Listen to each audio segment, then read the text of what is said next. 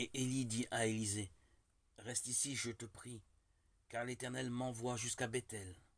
Et Élisée dit, je ne te laisserai point. Et ils descendirent à Bethel.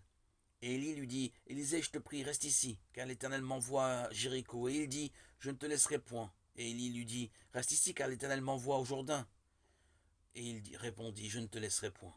2 Rois 2, 4 à 6. Élisée est mis à l'épreuve. Les paroles d'Élie n'impliquent pas réellement qu'Élisée doit forcément le quitter.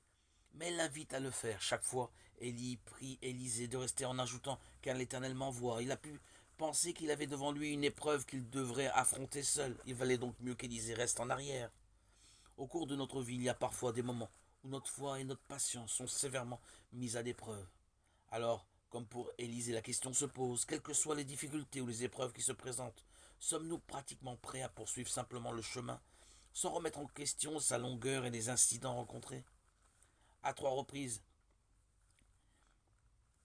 Élie a proposé à Élisée de rester de la même manière que le Seigneur a demandé 3 fois à Pierre, m'aimes-tu? Jean 21. 3 fois, Élisée a répondu avec force à Élie qu'il ne le quitterait pas, quoi qu'il puisse arriver. Il avait mis la main à la charrue et ne reviendrait pas en arrière, voir Luc 9, 62. Chaque chrétien ne doit-il pas faire ce type d'expérience? N'y a-t-il pas beaucoup de choses autour de nous qui peuvent nous détourner du chemin où le Seigneur nous a placés? Ce n'est finalement qu'une mise à l'épreuve de notre foi. De tels exercices sont une forme ou sous une autre seront certainement envoyés pour manifester, même si c'est à travers le feu, la réalité de notre foi. Le moyen de surmonter l'épreuve, c'est la foi.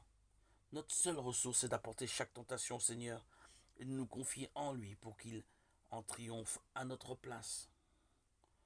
On ne se débarrasse pas des difficultés liées au chemin de la foi en cherchant à les éviter.